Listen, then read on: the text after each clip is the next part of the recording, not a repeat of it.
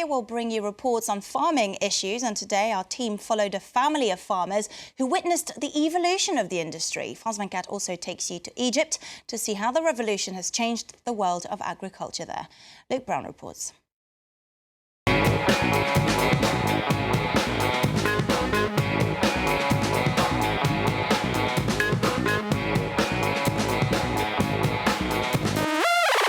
Hello and welcome to France 24's special edition from the Paris Farm Show.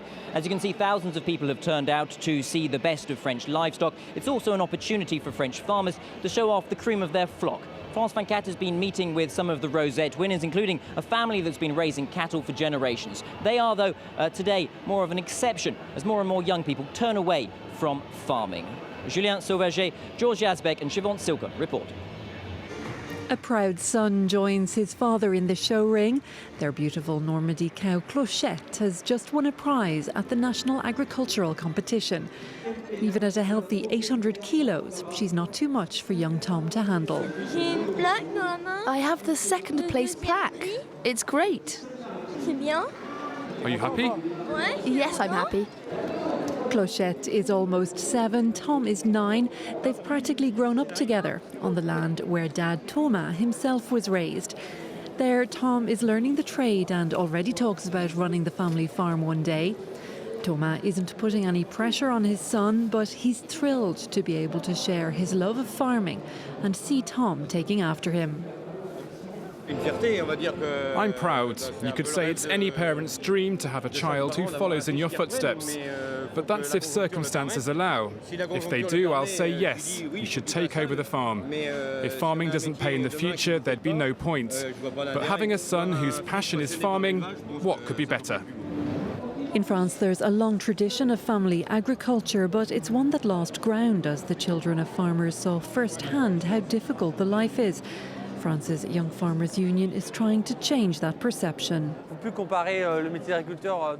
Farming today doesn't compare to the farming of 15 or 30 years ago.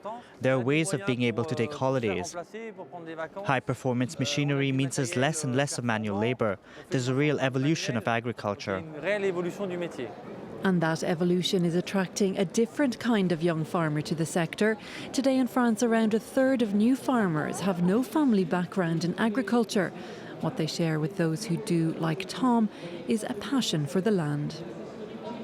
We're heading to Egypt now. We're in the 3 years since the revolution. The lack of strict regulations and any real oversight has increasingly seen urban developments encroaching on agricultural lands. That situation exacerbated by the population boom. Egypt's population soon to reach about 90 million inhabitants. Catherine Stapley and Sonia Driddy report. Here in the Nile Delta, these fields produce around half of Egypt's agricultural crops. But these fertile farmlands are shrinking fast as a building boom is underway.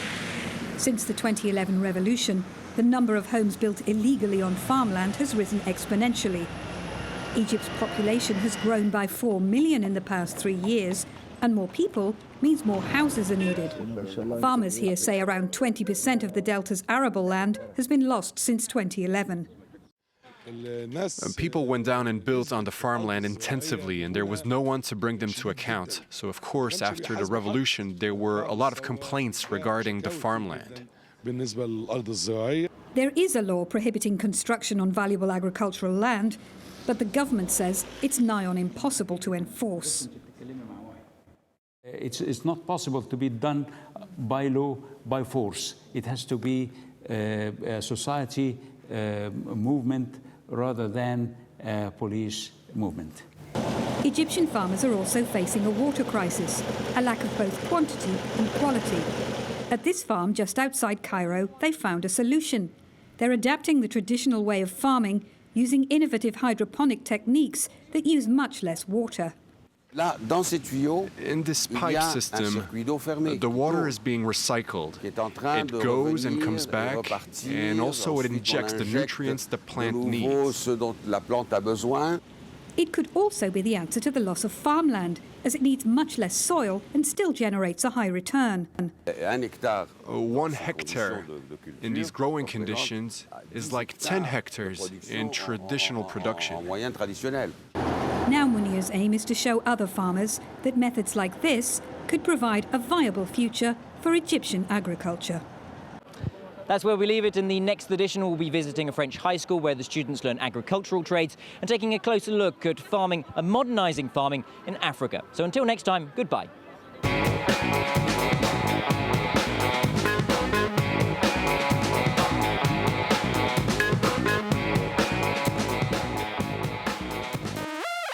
All right, we're going to have a short break now, but don't go away because Focus is coming up next. We'll travel to Spain, one of the only countries in Europe that allows genetically modified crops.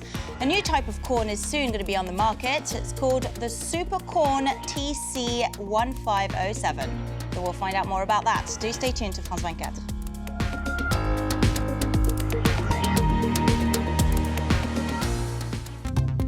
The Observer's Direct. Cambodia makes expensive jeans and t-shirts for sale in the richest countries of the world. But its textile workers have to subsist on pitiful wages. There are signs they've had enough. We joined our observer, Moses, in the Cambodian capital, Phnom Penh, where the textile workers are threatening revolt. The Observer's Direct. On France 24 and France24.com.